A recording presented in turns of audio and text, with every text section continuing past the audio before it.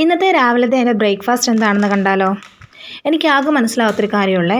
ഞാൻ through out ഇതിനെപ്പറ്റി ചിന്തിക്കുമായിരുന്നു. നിങ്ങളും ഇങ്ങനെ ചിന്തിച്ചിട്ടുണ്ടോ എന്ന് പറയണേ. ഞാൻ ഉണ്ടാക്കുന്നത് റവ ഉപ്പുമാവാണ്.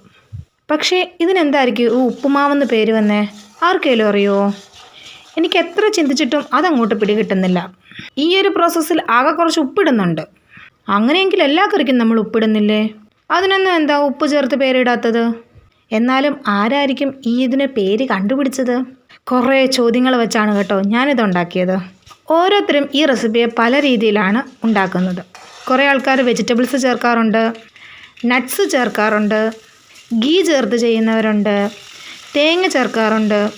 എന്നിട്ടും എനിക്ക് മനസ്സിലാവാത്തത് ഇതിന് ഉപ്പുമാവ് എന്ന് പേര് വന്നത് എന്തുകൊണ്ട്? നിങ്ങൾ ആരെങ്കിലും ചിന്തിച്ചിട്ടുണ്ടോ ഇങ്ങനെയൊന്ന്? സാധാരണ നമ്മൾ വഴറ്റുന്ന പോലെ വഴറ്റുന്നു. ഇഞ്ചിയും പച്ചമുളകും കറിവേപ്പിലയും സവാളയും ഒക്കെ ഇട്ട് നമ്മൾ വഴറ്റുന്നു. അതിലേക്ക് വേണമെങ്കിൽ കുറച്ച് മഞ്ഞൾപ്പൊടി ഇടാം. ഈ ഒരു സമയത്ത് ഞാൻ കുറച്ച് ഉപ്പ് ഇട്ടിട്ടുള്ളൂ. അപ്പോൾ ഈ ഒരു ഉപ്പും കൊണ്ട് അത് ഉപ്പുമാവാകുമോ? ആർക്കെങ്കിലും മനസ്സിലായെങ്കിലും ഒന്ന് പറഞ്ഞു തരണം കേട്ടോ. എന്തായാലും കുഞ്ഞുനാൾ പോലെ ഞാൻ കഴിക്കുന്ന ഒരു ഐറ്റമാണിത്.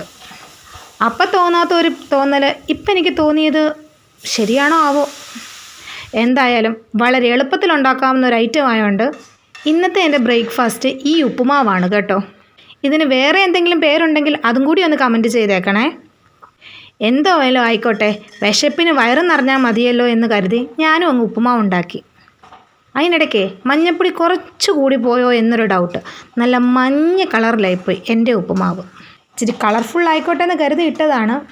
ഇപ്പം മഞ്ഞൾപ്പൊടിയുടെ ട്രെൻഡൊക്കെ നടക്കുന്ന സമയമല്ലേ. കിടക്കട്ടെ എൻ്റെ ഉപ്പുമാവിലും ഒരു മഞ്ഞമയം. അപ്പോൾ ഇതൊക്കെ കേട്ടിട്ടേ ഞാൻ പറഞ്ഞ കാര്യം ചിന്തിക്കാതിരിക്കണ്ട കേട്ടോ.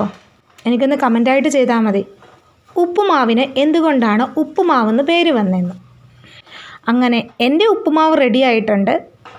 കുറച്ച് ഡെക്കറേഷനൊക്കെ കൊടുത്ത് ഒരു പഴത്തെ ഞാൻ രണ്ടായിട്ട് പിളർന്നു വെച്ചിട്ടുണ്ട്.